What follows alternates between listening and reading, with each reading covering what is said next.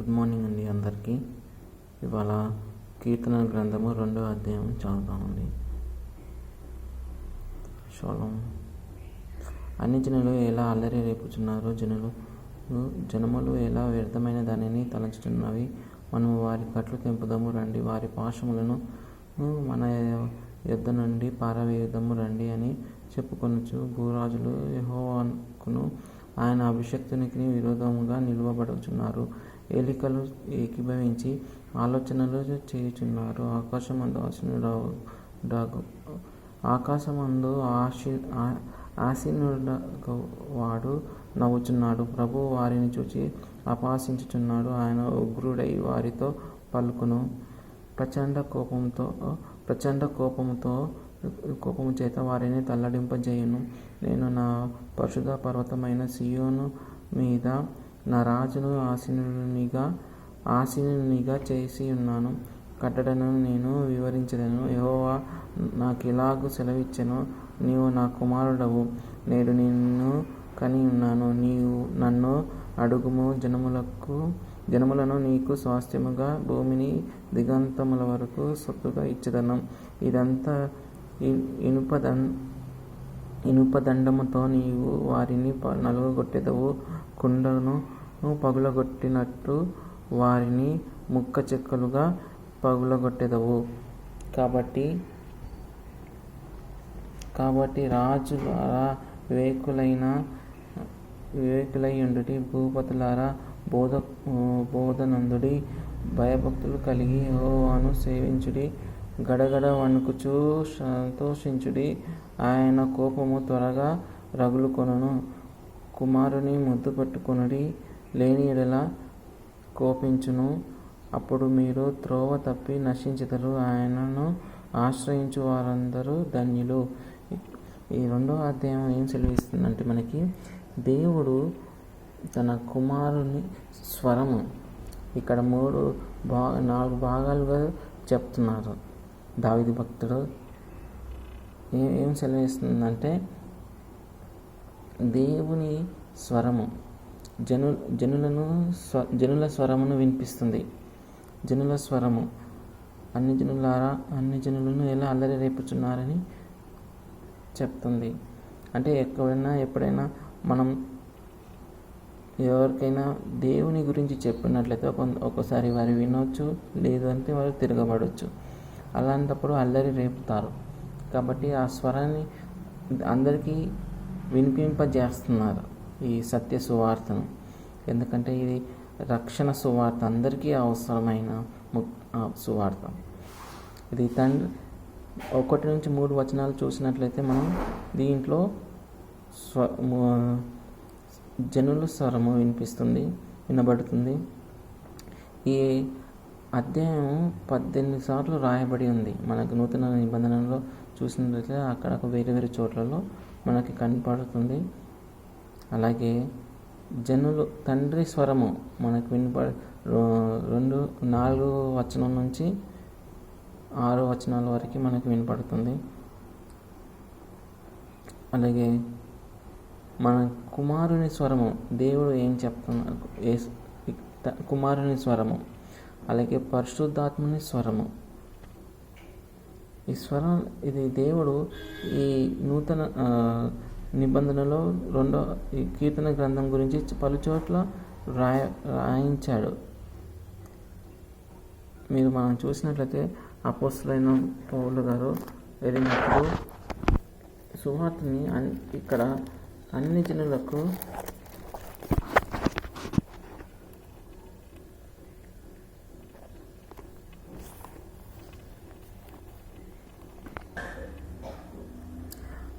అన్ని జనులు ఎలా అల్లరి చేసిరి, ప్రజలెందుకు వ్యర్థమైన ఆలోచనలు పెట్టుకొనిరి.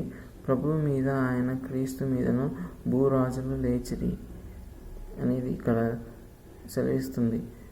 అధికారులు ఏకంగా కూడుకొని అన్ని జనులు ఎలా అల్లరి చేసిరి అని, ప్రజలెందుకు వ్యర్థమైన ఆలోచన పెట్టుకొనిరి.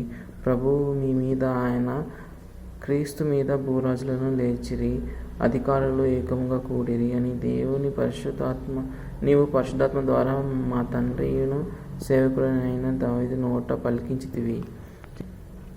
చూసారండి, ఇది దేవుడు వాక్యము. దేవుడు ఏమంటున్నారంటే, దేవుడు చెప్పాలనుకుంటుంది, మనం దేవుని వాక్యాన్ని తీసుకొని వెళ్తున్నాం జనాల దగ్గరికి. ఎక్కడైతే దేవుని వాక్యం బోధించబడుతుందో అక్కడ మన ఒక వ్యతిరేకించే వాళ్ళు కూడా ఉండవచ్చు. ఎందుకంటే దేవుడి వాక్యము గ్రహించగలగాలంటే దేవుని ఆత్మ సహాయం మనకి ఎంతో అవసరం.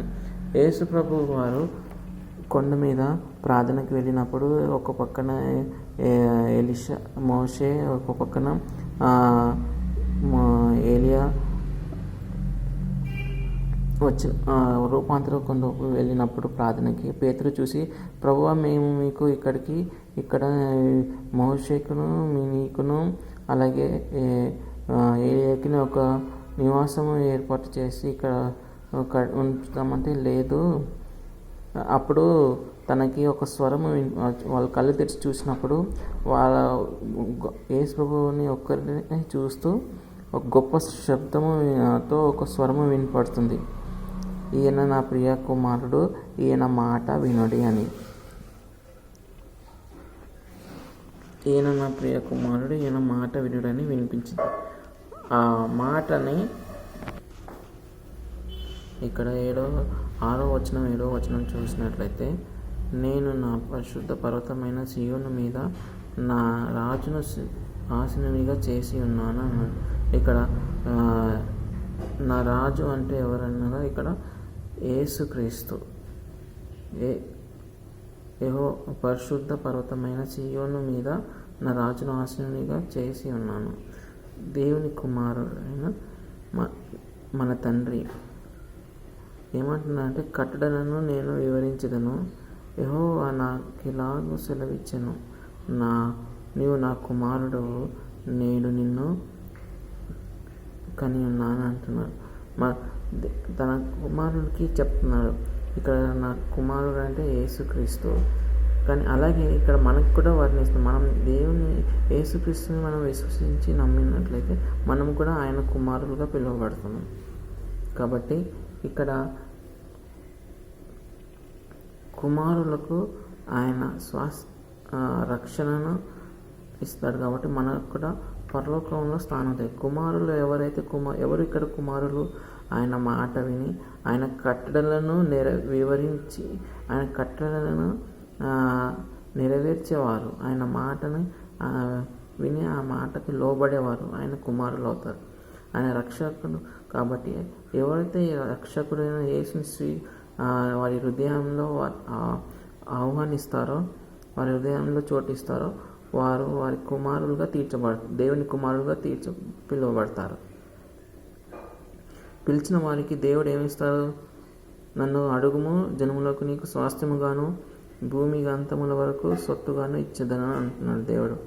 ఎప్పుడు ముందుగా మనం యేసు ప్రభువుని ఎరిగి ఆయన మనకి గురించి మాట వినమని శిష్యులకు చెప్పాడు. అంటే ఏం మాట? ఆయన అనుగ్రహించిన రక్షణ సువార్త. రక్షణ అనేది ప్రతి మానవుడికి అవసరం. కాబట్టి ఈ రక్షణ లేనిదే పరలోక రాజ్యంలో వెళ్ళడానికి వీలే. మనం వెళ్ళగలిగేది ఆయన కుమారుడైన యేసుక్రీస్తు ద్వారానే మనం పరలోకంలోకి వెళ్ళగలుగుతాం. ఎందుకంటే సర్వాధికారం ఆయన కుమారుడికి ఉన్నవి ఇక్కడ. ఎందుకంటే ఆ కట్టడలను ఆయన నెరవేర్చి మనకు ఒక మాదిరిగా జీవించి భూమి మీద వెళ్ళారు. కాబట్టి ఆ కట్టడలను మనకు కొన్ని ఇచ్చినప్పటికీ ఆ కట్టడలను నెరవేర్చి ముందుకు వెళ్ళాలని. అలాగే కాబట్టి రాజులారా వివేకులై ఉండుడి, భూపతులారా బోధనందుడి, భయభక్తులు కలిగి యెహోవాను సేవించుడి, గడగడ వణుకుచూ సంతోషించుడి. రాజులు సైతము ఆయనని ఆరాధించాలి, సేవించాలి. భూపతులు సైతం పాలకులైనను భూపతులైనను ఆయనను కోపం రేపకూడదు. కోపం రేపినట్లయితే మనకేమవుతుంది? తండ్రికి కోపం రేపితే తండ్రి దెబ్బేస్తాడు. పిల్లల మీద కదా. తల్లిదండ్రులకి ఎప్పుడైనా కోపం రేపినట్లయితే మనం ఆ కోపాన్ని మనం రేపకుండా తల్లిదండ్రుల మాట మనం విని లోబడినట్లయితే మనకి అప్రిషియేషన్ ఇస్తారు. అంతేకాకుండా దాన్ని మించింది వాళ్ళ స్వాస్థ్యాన్ని కూడా మనకి ఇస్తారు. ఇక్కడ దేవుడు కూడా అదే చెప్తున్నాడు, నా మాట విని నా కట్టలను గైకొని మీరు ఉన్నట్లయితే నేను మీకు స్వాస్థ్యముగాను దిగంతముల వరకు సొత్తుగాను ఇచ్చేదను అని అంటున్నాడు, తరతరములకు. అలాగే ఇక్కడ మీరు చూసినట్లయితే ఈ దినముల అంతము ముందు కుమారుని ద్వారా మనతో మాట్లాడెను. ఆయన ఆ కుమారుని సమస్తమునకును వారసునిగా నియమించెను. ఆయన ద్వారా ఇక్కడ ప్రపంచములను నిర్మించెను. ఇక్కడ ఆయన అంటే ఇక్కడ ఎవరనగా యేసయ్య ద్వారానే ప్రపంచం అంతా కూడా నిర్మించబడింది. యేసయ్యనే చేశాడు, ఆయన కోసమే నిర్మించబడింది. కాబట్టి ఇక్కడ మనం ఇంకా చూసినట్లయితే నీవు నా కుమారుడవు, నేను నేడు నిన్ను కని ఉన్నాను అనియు, ఇదియుగాక నేను ఆయనకు తండ్రినై ఉండును, ఆయన నాకు కుమారుడై ఉండును అని ఆ దూతతో ఎవరితో నైనను ఎప్పుడైనా చెప్పానా? ఇలా అని ఎవరితో అయినా ఎదుగుతైనా వచ్చి చెప్పిందా? ఎవరికైనా చెప్పలేదు. కానీ యేసయ్య గురించి చెప్తుంది.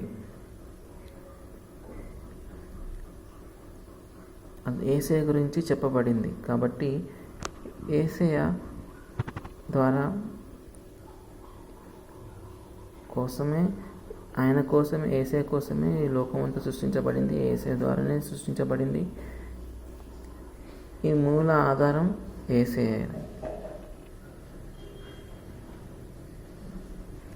మిగతా ఇక్కడ చివరి 3 వచనాలు మనం చూసినట్లయితే మనం పరిశుద్ధాత్మని స్వరం వినబడుతుంది. ఆయన యందు భయభక్తులు కలిగిన వారికి యెహోవాను సేవించుడి. ఇక్కడ యెహోవా అనగా తండ్రి. గడగడ వణుకుచు సంతోషించుడి. ఆయన కోపము రేపవద్దు. మనం కుమారుని ఆయన ముద్దు పెట్టుకుని ఆయన కుమారుడు ఆయన యేసయ్యని మనం ముద్దు పెట్టుకోవాలి. ఇక్కడ ఏంటంటే లేని ఎడల ఆయన కోపించును. ఆయన కుమారునికి కాదంటే ఆయన కోపిస్తాడు. కాబట్టి మీరు త్రోవ తప్పి నశించెదరు.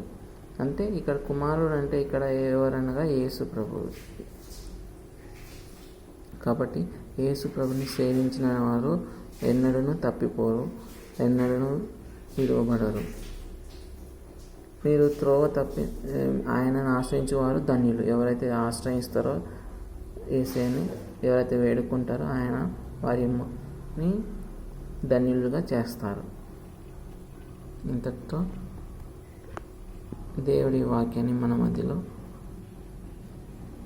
దీవించును గాక.